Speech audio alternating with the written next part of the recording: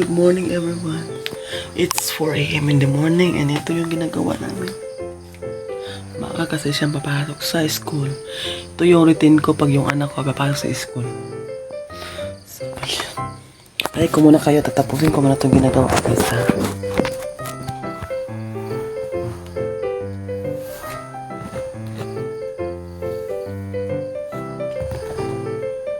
Yan guys, i-curl ko muna yung buhok ng anak ko guys kasi gusto niyang kulutin daw. Pero pag ayaw niya naman, maligo din siya guys. Pero ang ginawa niya yan, kagabi pala naligo na siya. Yan ang finished product guys, no? Sa baba lang kasi yung kinulot ko.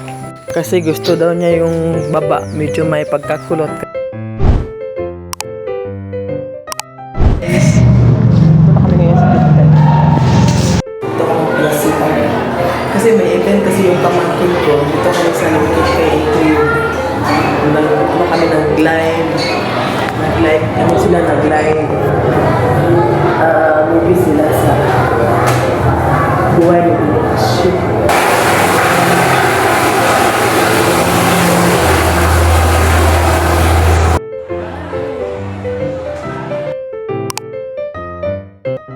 At that moment guys, sinamahan ko nga pala yung pamangkin ko sa movie theater nila, all elementary and high school yata yan guys. So live kasi yan, live story ni Andres Bonifacio. So ayan, ni-silence ko na lang at nag-voice over na lang ako guys para hindi naman tayo makopyright. Maganda siya actually in person, no? Kung makita mo parang mamiss ka talaga parang true movie in act. Makikita mo lang maganda pala ang movie theater bang tawag dyan guys, iwan ko ba, basta yan ang nangyari. May live show sila, yung mga estudyante ang nanood. Gusto naman yung pamangkin ko nga manood, kaya sinamahan ko na lang siya guys para ma-enjoy naman siya. Sa oras na yan guys, pauwi na kami ng pamangkin ko, and then alam niyo ba na ano siya, na surprise or nabigla ba, kasi nga first time yung sumakay ng ganyang klaseng bus guys, no? Kasi may sasakyan nga sila, always siya sasakyan nila. Bili daw siya ng bread niya, oh. Bili ng bread.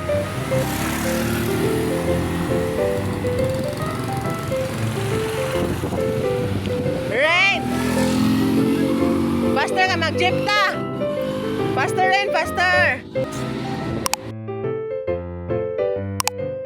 Ibang araw naman to guys, and then it's already 4 a.m. in the morning that time guys, no? Pauwi na kami ng anak ko kasi natid ko nga yung asawa ko dun sa tinatawag kami medyo distansya guys. So mga 3 a.m. ko siya hinatid, and kami ng anak ko pauwi na. So kita nyo ba yung anong buwan guys, yung napakalaki. Na-miss lang kami at saka dilim pa ng daan guys. So, hindi naman ako matakot magbiyahe pag gabi guys, no? Dahan-dahan lang talaga guys, kasama ko naman yung anak ko guys. So na-miss lang talaga ako sa moon kasi nga para nakamasid sa amin ba, para nakatingin ba, at ang laki pa niya, parang circle talaga siya guys. Kita nyo nga guys, oh. Maganda siya sa personal, napakalaki niya sa personal. Ang moon, himala lang. Imposible kasi, hindi naman imposible guys, no? Minsan lang kasi ako makakita ng ganyang klaseng moon sa madaling araw guys, kasi nga gumigising ako mga 6, so madalang lang niya gigising ako ng 3 to 4 a.m. guys. So ayan, pauwi na kami ng anak ko guys. Medyo delikado ang daan kasi tahimik, madilim. And pagkatapos guys, nag-drop by kami dito sa bakery kasi ang bakery to is for 24 hours siya bukas. So yan, nagbili na lang kami para pag-uwi namin doon sa bahay, or pagdating namin sa bahay, magkape na kami kasi masarap nga naman ganitong oras, no, nga magkape with pandesal. Mainit-init pa yung pandesal nga nabili namin dyan guys. So yan lang, ay pakita ko sa inyo yung sitwasyon namin pa-uwi, which is kami lang ng anak ko. And then napaganda ng bakery na to kasi 24 hours. Kung gutumin ka, kung madaling midnight, kung gutumin ka madaling araw, pwede kang bumili dyan guys. Jonas Bake Shop nga pala ang bakery yan.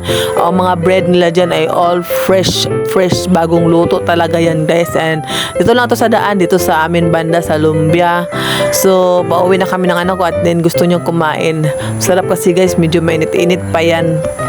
So ayan guys, no, prepared ko na yung motor. Yung motor nga pala, motor ng kapatid ko yan. Iniram ko lang yan guys. So guys, ibang araw na naman to. At may isang daan ako niyan sa kamay.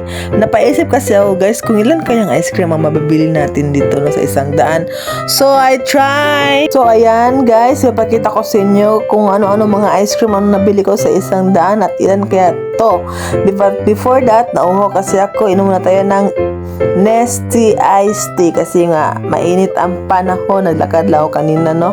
Kita nyo naman napakainit. Voice over again because the voice while I'm taking a video is na on ang mute guys. So hindi, walang sounds niya. Nakala ko naka-off yung mute sa camera sa video. Iwan ko na lang guys no. Medyo sa cellphone na ito, nahirapan talaga ako sa cellphone na ito guys. Pero baka makabili din ako ng bagong phone. Tis muna.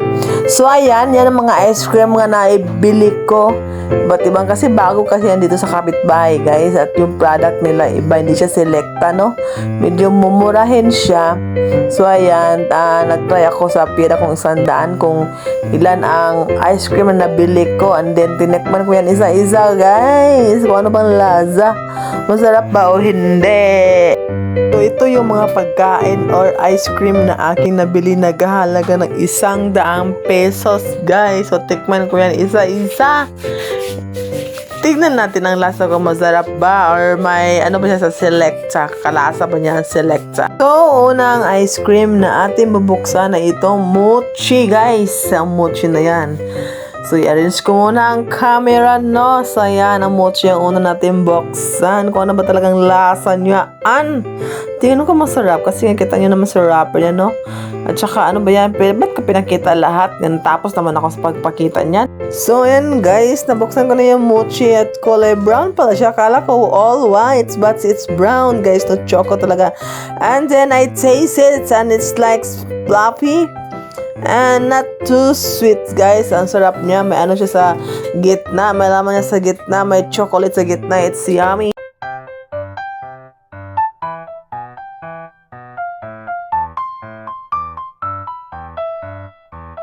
So ayan, medyo nasarapan ako guys no. And then another ice cream to be taste na naman yan na guys. So let's see kung nasa pictures niya masarap. Ano kaya nasa loob no ang laman guys no. Masarap pa talaga siya. Ayan guys, nabuksan ko na siya. And this is what it's like. Yummy. Sarap ba guys? Medyo napuso ako konti but I think it's masarap siya. Naano lang ako sa puro cold na kasi nakain ko guys. No, hindi talaga madaling magmukbang but I try my best to finish this all kasi sayang naman guys. So ayan, let's taste another ice cream guys. And medyo nabusog na talaga ako niyan guys no. So ayan, binuksan ko na lang na para to complete this videos kasi kailangan naman putulin ko to. Naka-start na ako guys. So ibang lasa na naman to. Sabi nga nila Milo ang lasa pero ewan ko na lang iba. Hindi ko nagustuhan yung lasa guys. Kaya lang pinilit ko na lang siyang ubusin kasi naman sayang talaga itapon. Sayang siya itapon kasi wala na ako. Minsan lang kasi ako makabili nito guys. Kaya ubusin ko siya kahit hindi maganda ang lasa. Ibang klase na naman to na ice cream guys. So nabilang niyo ba guys kung ilan lahat ang nakain ko? Ako hindi ko siya nabilang guys kasi nga nag-voice over ako. Pero para akong sa pinanonood ko ice cream para sa akin hindi maganda talaga ang magmukbang no. Kasi makakasira talaga sa katawan yan guys. Tignan nyo naman kinain kong ice cream. Naman akong ganang kumain yan kasi nga na-over na yung katawan ko sa lalamig. Pero titiis pa rin. Hindi talaga madali.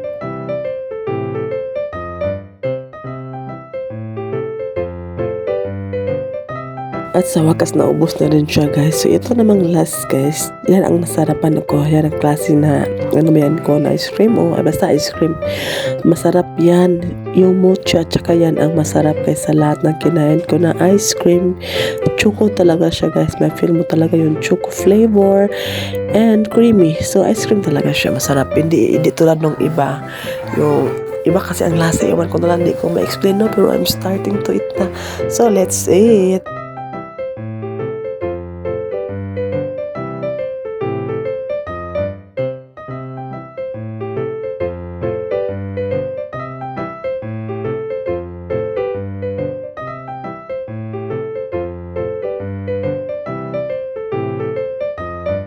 guys, update. Medyo matagal ako hindi ka nakapag-upload ng long video. Minsan nagla-live na lang ako. Kasi nga dahil sa kabisi, paggabi kasi hindi na ako hindi na ako makapag-edit kasi nga busy and then pagod na sa umaga and then paggabi guys, puyat na ako. Puyat na talaga ako, hindi na ako makapag-edit guys. So ayan, medyo relax tayo ngayon, nakapag-video ako. And I hope na ang video to ay ma-upload ko.